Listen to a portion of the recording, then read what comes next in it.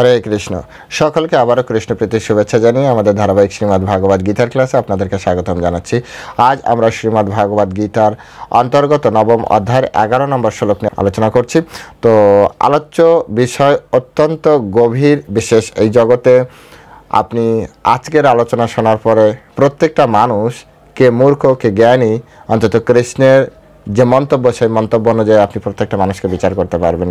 তো চলুন শুরু করি। শুরুতে ছোট্ট একটা অনুরোধ, যারা চ্যানেলের প্রথমবার এসেছেন অবশ্যই চ্যানেলটি সাবস্ক্রাইব করে রাখুন এবং বেল আইকনটি চেপে রাখুন, যাতে প্রত্যেকটা ভিডিও সকলের আগে আপনি পেতে পারেন। আর ভিডিওটি ভালো লাগলে অবশ্যই একটা লাইক করবেন আর আপনার বন্ধু বান্ধব আত্মীয় স্বজন সকলের কাছে এই ভিডিওটি শেয়ার করুন। তো চলুন শুরু করি। নম ওম বিষ্ণুপাদায় কৃষ্ণ প্রেষ্ঠায় ভূতলে শ্রীমতেই ভক্তি বেদান্ত স্বামিনীতি নামিনে নমস্তে সারস্বতী দেবী গৌরবাণী প্রচারিণে নির্বিশেষ শূন্যবাদী পাশ্চাত্য দেশতারিণে বাঞ্ছা কল্পতরুর্ভৈশ্চ কৃপা সিন্ধু ব্যবচ পতিতানাং পাবনেভ্যো বৈষ্ণবেভ্যো নমো নমঃ। জয় অনন্ত কোটি বৈষ্ণববৃন্দ কি জয়, শিলা প্রভুপাদ কি জয়, নিতাই গৌর শ্রীতনাথ প্রতি প্রেমানন্দে হরি বল। হরে কৃষ্ণ।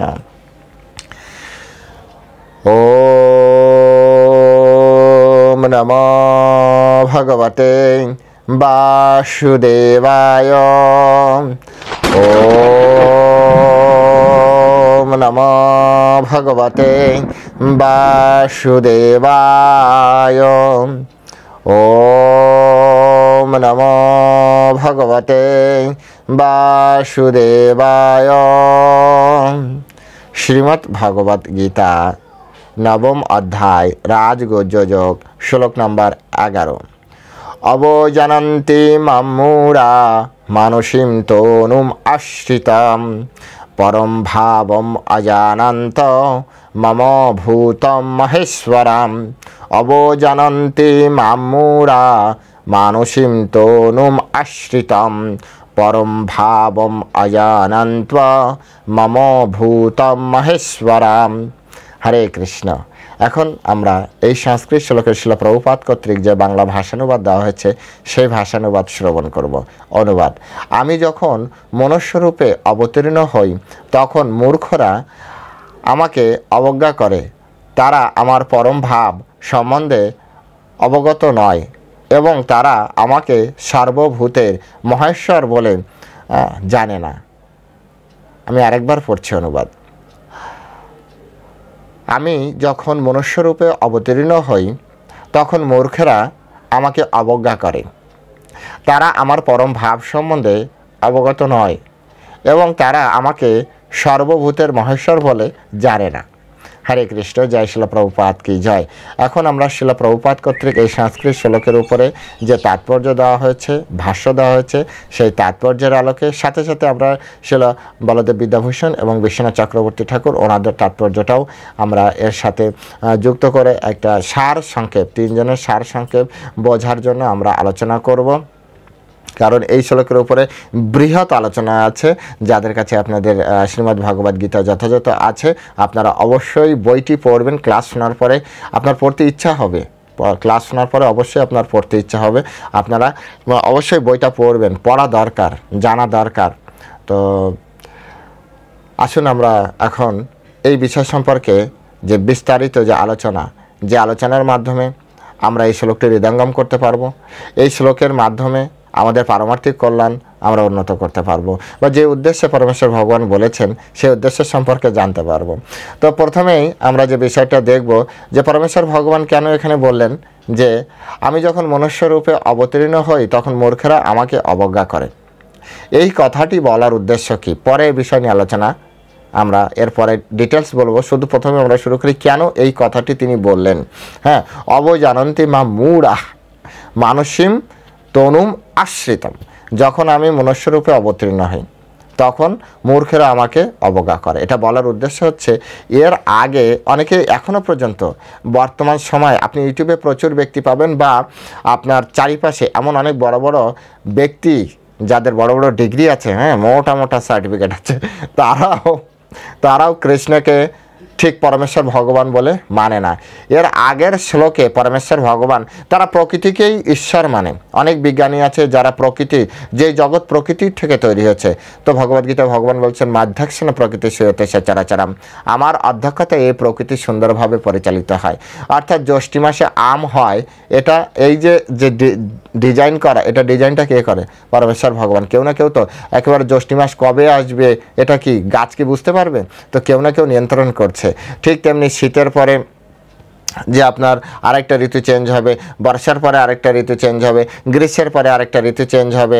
হ্যাঁ, তো এই যে চেঞ্জ, এটা যে নির্দিষ্ট সময় পর পর চেঞ্জ হচ্ছে, এটা কে নিয়ন্ত্রণ করছে? সেই জন্য পরমেশ্বর ভগবান বললেন যে মা অধ্যক্ষণ প্রকৃতি শ্বেত সচরাচরম, আমার অধ্যক্ষতায় প্রকৃতি সুন্দরভাবে পরিচালিত হয়। এবং পরমেশ্বর ভগবান খুব সুন্দরভাবে এখানে তিনি বলছেন যে হ্যাঁ, সর্বভূতানি কৌন্তেয় প্রকৃতিম জানতি মামিকাম কল্পক্ষয়ে পুনঃপ্রাণী কল্পাদো বিশ্রাদিমহম। অর্থাৎ কল্পান্তে সমস্ত জড় সৃষ্টি আমারই প্রকৃতিতে প্রবেশ করে এবং পুনরায় কল্পারম্ভে প্রকৃতির দ্বারা আমি তাদের সৃষ্টি করি। তাহলে প্রকৃতির দ্বারা ভগবান সৃষ্টি করছে, আর শেষে যে সব কিছু ভগবানের ভিতরেই আপনার চলে যাচ্ছে। এই সবগুলো এত গুরুত্বপূর্ণ, এই জন্য বলা হচ্ছে যে রাজবিদ্যা, রাজগুজ্জ, এটা রাজ অত্যন্ত গোপনীয়। আর যেহেতু অত্যন্ত গোপনীয়, মানুষ বুঝতে পারে না। গোপন বিষয়ে মানুষ কিন্তু ঠিকভাবে শুনতেও পারে না, ঠিকভাবে বুঝতেও পারে না, যদি না আরেকজন তাকে ক্লিয়ারভাবে বোঝাতে না চেষ্টা করে, বা ওই ব্যক্তি পূর্ণভাবে বোঝার চেষ্টা করে। অনেকে আছে না, কানে ফিসফিস করে কথা বলে, হঠাৎ করে মানুষ শুনে বুঝতে পারে না, কিন্তু পরবর্তীতে যখন আবার তাকে পুনরায় বোঝানো হয় যে বিষয়টা হচ্ছে এরকম, তখন সে বুঝতে পারে হ্যাঁ আচ্ছা আচ্ছা আচ্ছা। তো পরমেশ্বর ভগবান এখানে বারবার এইসব ধরনের কথা বলেছেন যে মায়া তথম ইদম সর্বম জগৎ অব্যক্ত মূর্তিনা মতে স্থানি সর্বাণি সর্বভূতানি ন চ অহম তেষু অবস্থিত। এই যে বিভিন্ন ধরনের পরমেশ্বর ভগবানের যে কথা, সেই কথা বলার পরে, এত কিছু বলার পরেও না মানুষ বুঝতে পারে না কৃষ্ণ তো দাপরে এসেছে, কৃষ্ণকে এইভাবে এই জগৎ সৃষ্টি করবে, তার আগে রাম এসছে, তার আগে বিষ্ণু ছিল, তাহলে কৃষ্ণ কিভাবে সৃষ্টি করবে? তো সেই জন্য আজ কৃষ্ণ এই কথাটা বলেই ফেললেন। হ্যাঁ, যে যদিও শুনতে একটু কষ্টদায়ক, যারা মনুষ্য দেহধারী আমরা রয়েছি, তো তাদেরকে পরমেশ্বর ভগবান বলছে আসলে বলবে নাই বা কেন? বারবার করে একই জিনিস বারবার করে বলার পরেও কেউ যদি সেটি বিশ্বাস না করে, কেউ যদি সেটা মানতে না চায়, তখন তাকে আর কি বলা যাবে? আমরা যখন আপনি একটা স্টুডেন্টদেরকে অঙ্ক শেখাতে যান, হ্যাঁ, আপনি বারবার করে বোঝাচ্ছেন অঙ্কটা এরকম এরকম, মাথায় ক্যাচই করছে না, তখন আপনি কি বলেন? ছেলেটা কত মূর্খ, মাথায় কিচ্ছু নেই, গোবর ভরা, এরকম বলি কিনা? হ্যাঁ, আমরা যখন পড়িয়েছি, আমরা বলেছি, আমরা যখন পড়েছি বুঝতে না পারলে টিচার আমাদেরকে বুঝিয়েছে, এরকম বলেছে। হ্যাঁ, তো সকলের ভিতরে এরকম তো হয়। তো ঠিক তেমনি পরমেশ্বর ভগবান এতভাবে নিজেকে প্রকাশ করতে চাচ্ছে, সুন্দরভাবে আপন ভেবে সব কিছু বলছে, গোপন কথাগুলো আজ সব কিছু বলে দিল। তারপরেও কিছু মানুষ আছে এখনও, আমি ইউটিউবে দেখি মাঝে মাঝে, হ্যাঁ, তারা বড় বড় পিএইচডি ধরে এবং তাদের কাছে যায়, তো সেগুলো তো একটা মূর্খ, যারা কৃষ্ণকে জানে না, তাদের কাছে কৃষ্ণ সম্পর্কে জানতে যায়। তো যারা যায় তারা আর একটা মূর্খ, কারণ দাঁতে সমস্যায় গিয়েছে সফটওয়্যার ইঞ্জিনিয়ারের কাছে, তো সে তো বলবে দাঁতের আইসি নষ্ট হয়ে গিয়েছে, বলবে কিনা বলুন? যেতে হবে ডেন্টিস্টের কাছে। সফটওয়্যারের প্রবলেম হলে সফটওয়্যার ইঞ্জিনিয়ারের কাছে যেতে হবে। এখনও পর্যন্ত আপনারা কখনো শুনেছেন, কখনো আপনারাই বলুন, আপনারা কখনো শুনেছেন যে আপনার ল্যাপটপে সমস্যা হয়েছে, আপনি সিভিল ইঞ্জিনিয়ারের কাছে গিয়েছেন, সেও তো ইঞ্জিনিয়ার, আপনি কিন্তু কখনো যাননি। আপনার পেটের সমস্যা হচ্ছে, আপনি আই স্পেশালিস্টের কাছে গিয়েছেন, কখনো গিয়েছেন? যাননি। আপনার ব্রেনের সমস্যা হয়েছে, আপনি ডেন্টিস্টের কাছে গিয়েছেন, কখনো যাননি। তো ঠিক তেমনি যারা কৃষ্ণতত্ত্ববেত্তা নয়, যারা কৃষ্ণকে নিয়ে তার জীবনটাকে মানে কৃষ্ণচরণে আত্মসমর্পণ করেনি, হতে পারে সে জড়জাগতিক অনেক শিক্ষা, ভৌতিক শিক্ষা আছে, আমি মানছি, ভৌতিক শিক্ষা হিসেবে তাদেরকে সম্মানও করছি, কিন্তু তাদের কাছে কেন যেতে হবে? কৃষ্ণতত্ত্ববেত্তা যিনি কৃষ্ণকে জেনে শুনে কৃষ্ণচরণে পূর্ণরূপে আত্মসমর্পণ করেছে, তার কাছে যাওয়া উচিত না? অর্থাৎ যিনি যে বিষয়ে স্পেশালিস্ট, তার কাছে যাওয়া উচিত না? কিন্তু এই জগতে আমরাও যাই, তো যে জানে না বলে সে তো এক মূর্খ, যে তার কাছে যাচ্ছে সে আর এক মূর্খ, তার কথা যারা শুনে একটা ডিসিশন নিচ্ছে তারা তো মহা বড় মূর্খ। কৃষ্ণ সেই কথাটা এখানে বলছে। অবজানন্তি মা মূঢ়া মানসিম তনুম আশ্রিতা। কৃষ্ণ কৃষ্ণ, কৃষ্ণ মানুষ রূপে আসলেও কৃষ্ণ, মৎস্য রূপে আসলেও কৃষ্ণ কৃষ্ণ। কৃষ্ণ যদি বরাহ রূপে আসে তথাপি কৃষ্ণ অলৌকিক কাজ করবে। বরাহ রূপে এসে পৃথিবীকে তুলে ধরেছে, কোনো বরাহ পারবে পৃথিবীকে তুলে ধরতে? পৃথিবীকে কেন, একটা বরাহকে আপনি আমাদের আশেপাশে যে বরাহ আছে দেখুন না, এরকম কিছু একটা বড় কোনো ওয়েট তুলতে পারে কিনা? বরাহ রূপ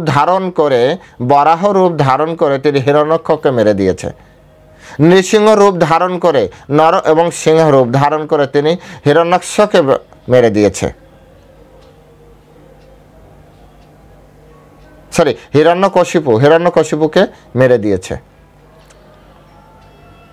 একবার চিন্তা করুন, এগুলো আমাদেরকে বুঝতে হবে। কৃষ্ণ সর্ব অবস্থায় কৃষ্ণ। কৃষ্ণ তো মানুষের গর্ভ থেকে এসছে। আরে কৃষ্ণ মানুষের গর্ভ থেকে এসছে, তুমি এটা দেখলে না যে নৃসিংহ তো পিলার থেকে এসছে, তো পিলারকে তুমি মা বাবা বলবে? কৃষ্ণ যেখান থেকে ইচ্ছা সেখান থেকে আসতে পারে। এ তো কৃষ্ণ পরমেশ্বর ভগবান, তার সম্পূর্ণ লীলাটা তো আমাদেরকে বুঝতে হবে। বামন রূপে এসে, ছোট্ট বামন, সে ত্রিপদ জায়গা চেয়েছিল বলির কাছে। বলি ছিল প্রহ্লাদ মহারাজের নাতনি, প্রহ্লাদ মহারাজের নাতি ছিল, বিশেষ কৃপা প্রাপ্ত ছিল, অত্যন্ত ধার্মিক রাজা ছিল, কিন্তু সে অত্যন্ত প্রভাবশালী সৎ ব্যক্তি ছিল, প্রভাবশালী ছিল, সেই জন্য সে স্বর্গের রাজা হতে চেয়েছিল। কিন্তু পরমেশ্বর ভগবান আগেই এই বর্তমান সময়ের যে ইন্দ্র, তাকে কমিটমেন্ট করেছে যে এই মন্বন্তরে তোমাকে ইন্দ্র হিসেবে আমি রাখবো, আর কৃষ্ণ এটা করেও। এবং পরবর্তী এই সময় যারা তোমার বিরুদ্ধে যাবে আমি তাদেরকে তোমাকে প্রোটেকশন করবো, সে যাই হোক তোমার। তো যেহেতু বলি প্রহ্লাদের নাতি, প্রহ্লাদ অত্যন্ত প্রিয়, প্রহ্লাদের নাতি, এবং তিনি অত্যন্ত ভালো ব্যক্তি ছিলেন। কিন্তু যেহেতু স্বর্গের রাজা স্বর্গের ইন্দ্রের সাথে বাঁধিয়ে ফেলেছে, তাই কৃষ্ণ স্বয়ং নিজে বামন রূপে আসলেন আর বললেন যে বলির কাছে যখন এসেছিল তখন মাত্র 3 পা জায়গা চেয়েছিল। বলি বলছে যে 3 পা বামন, তুমি হে ব্রাহ্মণ, বালক ব্রাহ্মণ, তুমি জানো না যে তুমি কার কাছে চাইতে এসেছো? ভাগবতম আছে, ভাগবতম থাকলে ভাগবতম পড়ে নেবেন। তুমি এমনভাবে চাও যাতে আমার অন্তত প্রেস্টিজ থাকে, যে দাতার প্রেস্টিজের দিকে তাকাও, যে আমি ত্রিলোকের অধীশ্বর। তুমি তার কাছে 3 পা জায়গা নিয়ে তুমি কি করবে? ওখানে অনেক সুন্দর সুন্দর শিক্ষা আছে। ব্রাহ্মণ বলছিল যোগ্যতার অধিক এবং প্রয়োজনের অধিক কারোরই কোনো কিছু চাওয়া উচিত না, কারোরই কোনো কিছু গ্রহণও করা উচিত না। এখান থেকে একটা শিক্ষা রয়েছে, যার যতটা যোগ্যতা তার থেকে অধিক কোনো কিছু তাকে তার পাওয়া উচিত নয়, তাকে দেওয়া উচিত নয়। যদি দেয় না তাহলে কি হবে জানেন? আপনাদের সেই গল্পটা মনে আছে? একবার এক বানরকে একটা রাজা তার পার্সোনাল অ্যাসিস্ট্যান্ট বানিয়েছিল, সবসময় বানরকে রাখতো। একদিন রাজা ঘুমাচ্ছে, বানরকে বলেছে তুমি দেখবে যাতে আমার ঘুমে ডিস্টার্ব না হয়। সেই সময় একটা মাছি এসে ভনভন করছে। তো প্রথমে তাড়ানোর চেষ্টা করেছে, কোনোভাবেই মাছি যাচ্ছে না। তারপরে আস্তে করে রাজা তলোয়ার বের করেছে, মাছিকে মেরেই ফেলবে। তারপরে একসময় মাছিটা বসতো রাজার গলায়, আর সেই সময় লাগিয়ে দিল একটা কোপ। ব্যাস, মাছি তো মরলই না। এরকম অনুপযুক্ত ব্যক্তির হাতে যদি কোনো কিছু প্রদান করা হয় তার হিতে অবশ্যই বিপরীত হবে। আর এটা শুধু গল্পই নয়, বলবেন প্রভু এরকম গল্প সবাই দিতে পারে? এটা শুধু গল্প না, ইতিহাসও আছে। অর্জুন ছিল উপযুক্ত ব্যক্তি, তাকে ব্রহ্মাস্ত্র স্বয়ং দ্রোণাচার্য স্বেচ্ছায় প্রদান করেছিল। কিন্তু অশ্বত্থামা ছিল আপনার অনুপযুক্ত, অর্জুন ছিল উপযুক্ত ব্যক্তি, আর অশ্বত্থামা হচ্ছে অনুপযুক্ত ব্যক্তি। অশ্বত্থামা ব্ল্যাকমেলিং করে, সে যেহেতু পুত্র তাই ব্ল্যাকমেলিং করে সে ব্রহ্মাস্ত্র নিয়েছিল। লাস্টে যে সে, আপনারা সকলেই জানেন, তার অপপ্রয়োগ করেছে। বাচ্চাদের এবং নারীদের উপরে কখনো অস্ত্র প্রয়োগ করা যাবে না, তৎকালীন সময় নিয়ম ছিল। যারা যুদ্ধে অংশগ্রহণ করবে না তাদের উপরে এইসব অস্ত্র পরিচালনা করা যাবে না, তাদেরকে অস্ত্র। কিন্তু সে এক স্ত্রী গর্ভস্থ শিশু যে এখনো বাইরেই আসেনি তার উপরে প্রয়োগ করেছিল। পরিণাম দেখেছেন, হিতে বিপরীত হবেই। তো ওখান থেকে শিক্ষা। যাই হোক, আমাদের বলার উদ্দেশ্য হচ্ছে পরমেশ্বর ভগবান যে রূপেই আসুক না কেন, সেই 3 পা দিয়ে, 1 পা দিয়ে তিনি পৃথিবী, আর 1 পা দিয়ে স্বর্গ, আর 1 পা দিয়ে সেই কাহিনী আর গেলাম না, কারণ অনেক সময় লেগে যাবে। বলির মাথায় পা দিয়ে সুতলে তাকে দিয়ে দিল। সুতল লোক আমাদের এটা হচ্ছে মর্তলোক, মর্তলোকের নিচে সুতল লোক আছে।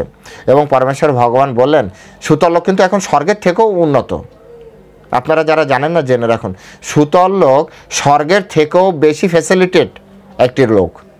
স্বর্গে যা আছে তার থেকে অধিক বেশি ফ্যাসিলিটি নিয়ে মানে বলি মহারাজ থাকে। এবং সবথেকে বড় বিষয়, সুতল লোকের সিকিউরিটি ইনচার্জ হচ্ছেন পরমেশ্বর ভগবান স্বয়ং। তিনি নিজে বলেছেন যে তোমার এই লোক এই মন্বন্তরে তুমি ইন্দ্র হবে না, তোমাকে আমি নেক্সট মন্বন্তরে, অর্থাৎ এখন সপ্তম মন্বন্তর চলছে, অষ্টম মন্বন্তরে, মেবি রেবত মন্বন্তর, অষ্টম মন্বন্তর, অষ্টম মন্বন্তরে বলি মহারাজ আপনার ইন্দ্র হচ্ছে। এখন মনে হয় পুরঞ্জিত না কি যেন এই ইন্দ্রের নাম। যেমন সূর্যদেবের নাম হচ্ছে বিবস্বান। হ্যাঁ, তো প্রত্যেকটা দেবতা এক এক সময় এক একটা চার্জ পায়। অশ্বত্থামাও ভালো একটা পোস্ট পেয়ে যাবে এই অষ্টম মন্বন্তরে আছে, আমার খেয়াল করে বলতে পারছি না, ভাগবতমে আছে। তারপর বেদব্যাস চেঞ্জ হয়ে যাচ্ছে, এখন বেদব্যাস হচ্ছে। এখন বেদব্যাসের নাম জানো তো? আমরা তো সবাই বেদব্যাস বলি, কিন্তু অ্যাকচুয়াল বেদব্যাস নাম জানেন তো? এখন যিনি ব্যাস রূপে আছেন, বেদব্যাস রূপে এই মন্বন্তরে, সপ্তম মন্বন্তরে, এর পরবর্তীতে এখন তার নাম হচ্ছে কৃষ্ণ দ্বৈপায়ন। অ্যাকচুয়াল নাম হচ্ছে কৃষ্ণ দ্বৈপায়ন। ইনি হচ্ছেন ব্যাস, ব্যাসের আসনে উনি বসে আছেন। এরপরে অষ্টম মন্বন্তরে যে আরেকজন উনি চেঞ্জ হয়ে যাচ্ছে, উনিও হয়তো সপ্তঋষির ভিতরে একজন হয়ে যাবে। এটার একটা পার্ট আছে, যাক ওটা আলাদা বিষয়। তো এখানে পরমেশ্বর ভগবান বলার উদ্দেশ্য হচ্ছে পরমেশ্বর ভগবান যে কোনোভাবেই আসুক না কেন তিনি কিন্তু পরমেশ্বর ভগবান রূপেই থাকেন। যেমন লোহা, হ্যাঁ লোহাই থাকে। স্বর্ণ যদি আপনার মাটির ভিতরে ফেলানো হয়, মলমূত্রের ভিতরে দীর্ঘদিন থাকে, ওঠানোর পরে সে স্বর্ণই থাকে, সেটি কখনো চেঞ্জ হবে না। এটি হচ্ছে তার বিশেষ বৈশিষ্ট্য।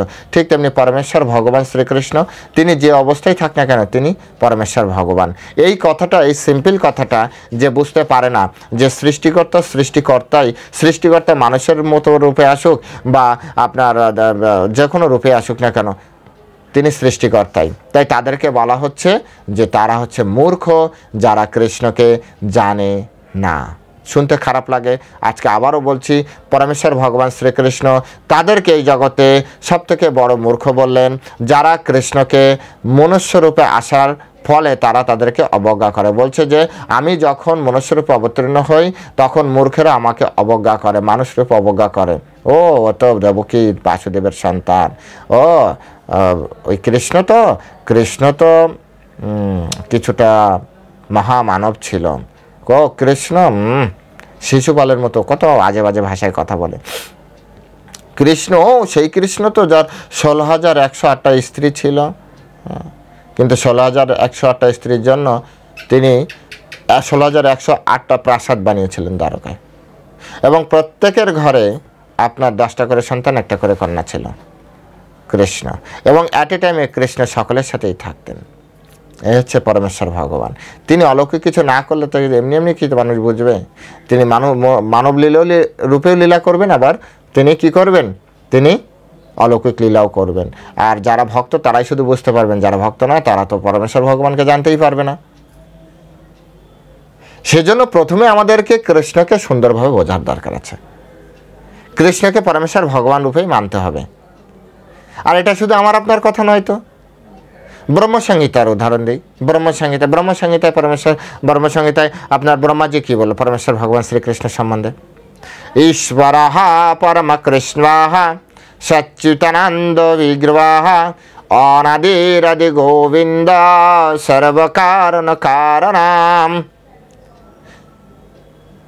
ঈশ্বরঃ পরমঃ কৃষ্ণঃ, ঈশ্বর অনেক আছে কিন্তু তার ভিতরে পরম শ্রেষ্ঠ, পরম মানে হচ্ছে শ্রেষ্ঠ ঈশ্বর হচ্ছে কৃষ্ণ, সকলের থেকে শ্রেষ্ঠ। ঈশ্বরঃ পরমঃ কৃষ্ণঃ, এবং তিনি নিরাকার নয়। যারা বলে না, ওই আরেক ধরনের মূর্খ, বলে ভগবান নিরাকার, ঈশ্বর নিরাকার। ব্রহ্মা বলছে না, উনি সাকার, সচ্চিদানন্দ বিগ্রহ। আমাদের যেমন পঞ্চভৌতিক বিগ্রহ, উনার হচ্ছে সচ্চিদানন্দ বিগ্রহ। সৎ চিত আনন্দ, এই 3টা পদার্থ দ্বারা, বলবেন এই 3টা পদার্থ কেমন দেখতে সেটা আমি জানি না। আমাদের যেমন পঞ্চভৌতিক, হ্যাঁ, ক্ষিতি তেজ মরুদ বম, অর্থাৎ মাটি জল আকাশ বায়ু অগ্নি, তো এগুলো দিয়ে আমাদের শরীর তৈরি। ঠিক তেমনি ভগবানের শরীর সচ্চিত আনন্দ দিয়ে তৈরি। এবং ব্রহ্মা কি বললেন? ঈশ্বরঃ পরম কৃষ্ণঃ সচ্চিদানন্দ বিগ্রহ অনাদির আদি গোবিন্দ। অনাদির আদি গোবিন্দ তিনি, সর্বকারণ কারণম, তিনি হচ্ছে সমস্ত কারণের। এই জগৎ সৃষ্টি হবে তার কারণ রূপ তিনি। জগৎ তিনি ডাইরেক্ট সৃষ্টি করবেন, হাতে ধরে এরকম পৃথিবী বানাবেন না, হ্যাঁ, ব্রহ্মাণ্ড এরকম সুন্দর করে বানাবেন না, গাছ লাগাবেন না, তিনি হাতে করে করবেন না। সর্বকারণ কারণম, এই যে যা ঘটনা দেখছেন তার কারণ রূপ হচ্ছে পরমেশ্বর ভগবান শ্রীকৃষ্ণ। তিনি ডিজাইন করে দিয়েছে, তার অনন্ত শক্তি আছে। তারা এগুলো সুন্দর, এর আগের শ্লোকগুলোকে এই বিষয়ে সুন্দরভাবে আলোচনা করা হয়েছে যে একটা মালিক যেমন সারা পৃথিবী ভ্রমণ করলেও তার কোম্পানি সুন্দরভাবে চলবে, সে কোম্পানিতে আসা যাওয়া করে না হয়তো বা। আপনিও জানেন এখন অনেক বড় বড় মাল্টিন্যাশনাল কোম্পানি আছে, হয়তো মালিক এক জায়গায় বসে রয়েছে, বা যে গ্রুপ অফ যে মালিক থাকে, হ্যাঁ, শেয়ার হোল্ডার যারা, তারা বিভিন্ন জায়গায় ঘুরছে ফিরছে, তার কিন্তু তাদের কোম্পানি সুন্দরভাবে চলছে। চলে কি করে? সবসময় কি সবাই কম্পিউটার নিয়ে বসে আছে? এই ধরুন এই যে ইউটিউবের যিনি আপনার মালিক, তিনি কি সবসময় কম্পিউটার নিয়ে নিজেই কাজ করছে? আপনার কি মনে হয়? তিনি যে দেখুন সব জায়গায় ঘুরছে, কিন্তু ইউটিউব কোম্পানি সুন্দরভাবে চলছে। এগুলিকে আমাদেরকে বুঝতে হবে। তো একটা সাধারণ একটা আপনার ছোট ছোট কোম্পানির এই পৃথিবী লোকের, তারা যদি কোম্পানির মালিক ইচ্ছা করে ঘুরতে পারে আর কোম্পানি সুন্দরভাবে চলতে পারে, তো পরমেশ্বর ভগবান পারবে না? তার শক্তিমত্তা সম্পর্কে আমাদের সন্দেহ করা উচিত? তো তারাই শুধু করবে যারা মূর্খ, মৌড়া, যারা মূর্খ তারা এগুলো সুন্দরভাবে বুঝতে পারবে না, তাদের ভিতরে সন্দেহ তৈরি হবে। তাই এখানে এই বিষয়টা খুব সুন্দরভাবে পরমেশ্বর ভগবান বললেন। এবং পরমেশ্বর ভগবান বলছেন আমার পরম ভাব। কৃষ্ণের সকলের একটা স্বভাব আছে না?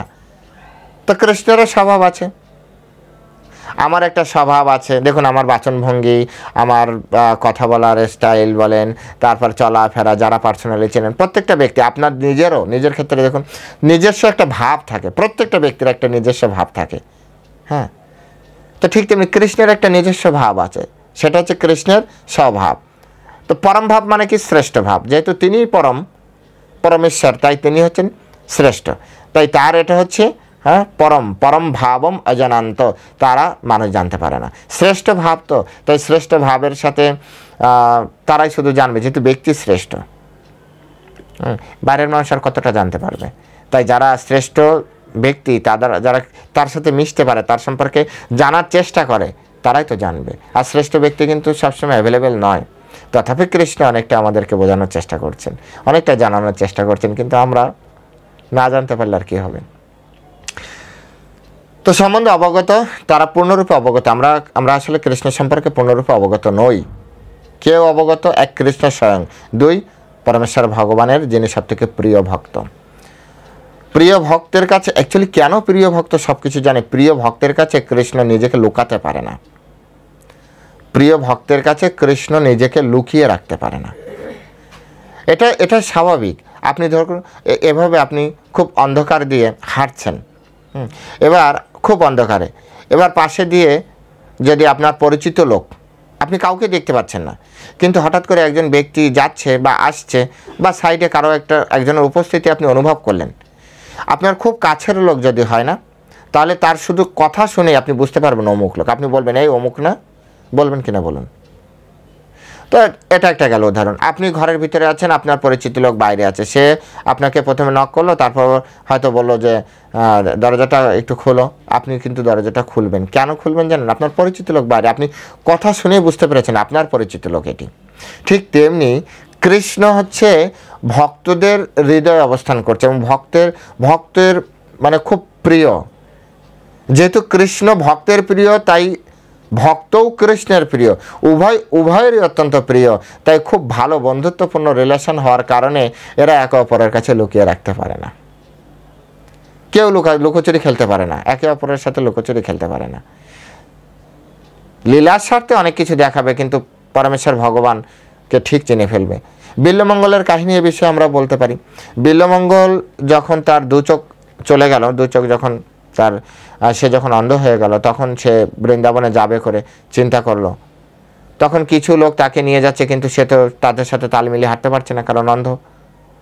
তো একটা পর্যায়ে তাকে ফেলে রেখে তারা চলে গিয়েছিল।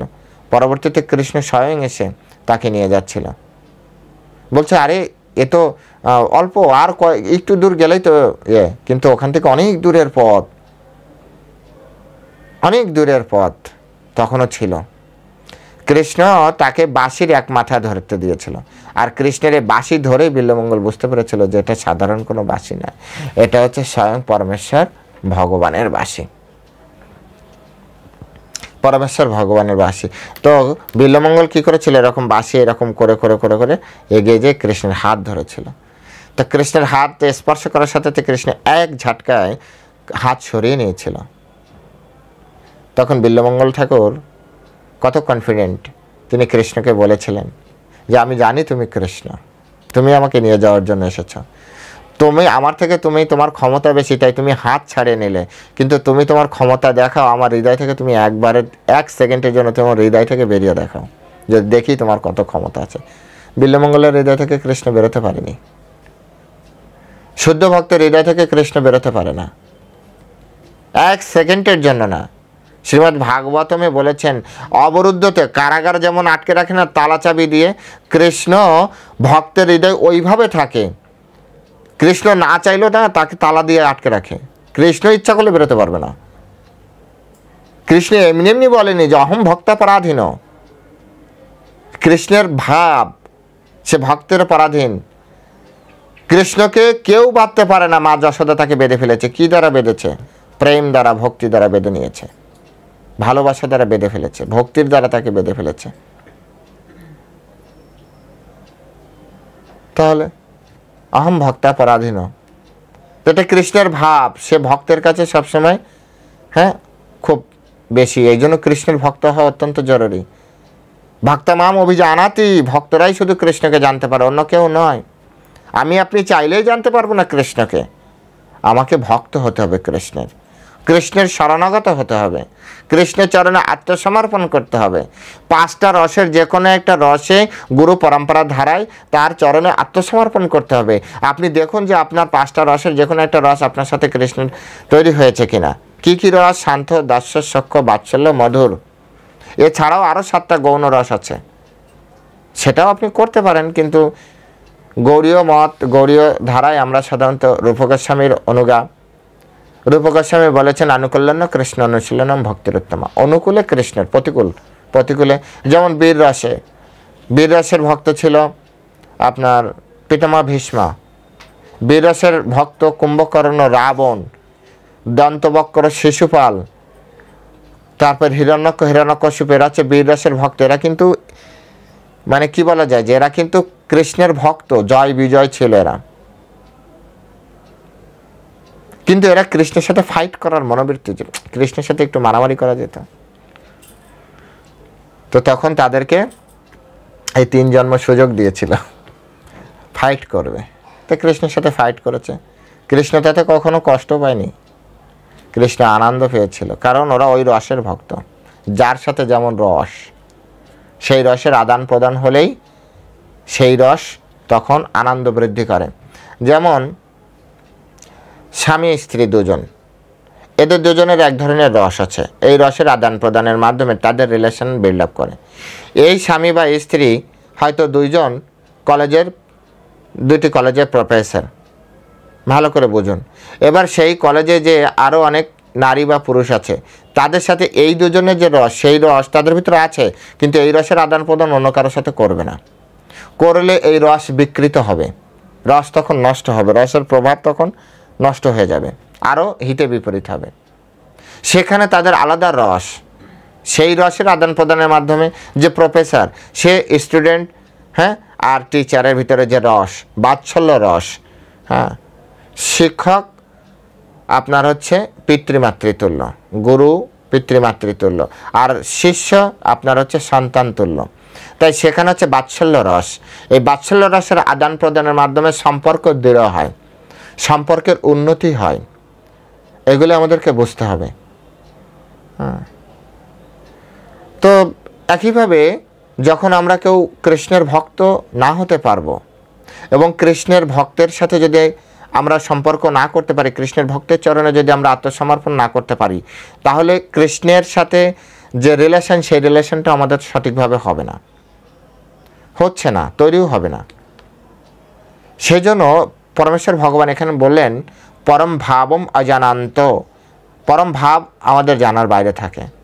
কেন জানার বাইরে থাকে? কারণ ঠিক ঠিক উপায় আমরা যাই না। ভগবদ্গীতায় 4th অধ্যায়ে এই জন্য প্রথমে বলে দিয়েছেন। কি বললেন তিনি? হ্যাঁ, এবং পরম্পরা প্রাপ্তম এবং রাজর্ষবিদু।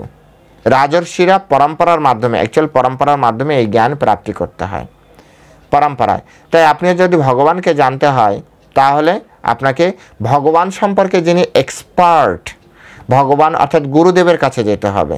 আপনি কলেজের বড় হিন্দু প্রফেসরের কাছে গেলেও তিনি কৃষ্ণতত্ত্ব সম্পর্কে জানাতে পারবেন না। তিনি যদি কৃষ্ণতত্ত্ব জানতেন, তাহলে তিনি কৃষ্ণের ভক্ত হয়ে জীবনযাপন করতেন। এখন এই কথা ধরে আবার অনেকে বলতে পারে, তাহলে কি প্রফেসররা কৃষ্ণ ভক্ত নয়? অবশ্যই, কিন্তু তার চাল চলন, বেশভূষা, কথাবার্তা কাদের মতো হবে? একজন গুরুদেব, সবসময় গুরুদেবের কাছে। কৃষ্ণ ভক্ত একটা জিনিস, আর হচ্ছে গুরুদেবের কাছে। আমাদেরকে যেতে বলা হচ্ছে গুরুদেবের কাছে। যেমন ডাক্তার একটা জিনিস, আর আমরা এখন কার কাছে যাই? স্পেশালিস্টের কাছে যাই সবসময়। দেখবেন যে তার তত বড় চেম্বার, যিনি তত বড় স্পেশালিস্ট। ঠিক তেমনি কৃষ্ণ ভক্তের তো অভাব নেই জগতে। যারা কৃষ্ণকে ভক্তি করে তারা কৃষ্ণ ভক্ত। কিন্তু আপনার আমার তত্ত্ব জানার জন্য কার কাছে যেতে হবে? যিনি কৃষ্ণ তত্ত্ববেত্তা, অর্থাৎ এক্সপার্ট, তার কাছে। যে কোনো ব্যক্তির কাছে যখন তখন যে আপনি যে কোনো কিছু, আপনি একটু বলুন, জনগণ আপনার কথা শুনতে চায়। জনগণ ওনার কথা শুনুক বা না শুনুক, তাতে কৃষ্ণের আর কৃষ্ণ ভক্তের কি আসা যায়? যেতে হবে কৃষ্ণ ভক্তের কাছে। শিল প্রভুপাদের মতো কৃষ্ণের ভক্তের কাছে যেতে হবে, তবে না আপনি কিছু জানতে পারবেন। ভক্তি সিদ্ধান্ত সরস্বতী ঠাকুর, হ্যাঁ, আমাদের কত মঠাধিপতি আছে, তাদের কাছে যান, তারা আপনাকে বলবে। কারণ তারা এটা নিয়ে জীবন, কৃষ্ণ তার জীবনের একমাত্রই হয়ে গেছে। কিন্তু একজন বাইরের একজন অনেক বড় ব্যক্তিও সে কৃষ্ণতত্ত্বে, কৃষ্ণকে পূর্ণরূপে তার এখনো জানা হয়নি। সেই জন্য সেই সকল ব্যক্তিকে এখানে কি করা হয়েছে? আমাদেরকে সচেতন করে দেওয়া হয়েছে। এক তো তাদেরকে মূর্খ বলা হয়েছে, কিন্তু মূর্খ বলার উদ্দেশ্য হচ্ছে যে তোমরা কৃষ্ণতত্ত্ব সম্পর্কে জানার জন্য কৃষ্ণতত্ত্ববেত্তার কাছেই যাও। যদি কৃষ্ণতত্ত্ব সম্পর্কে আমাদের জানার ইচ্ছা হয়, তাহলে আমাদেরকে এক্সপার্টের কাছে যেতে হবে। এটাই হচ্ছে শাস্ত্র সিদ্ধান্ত। শ্রীকৃষ্ণ আমাদেরকে এটা বলছেন।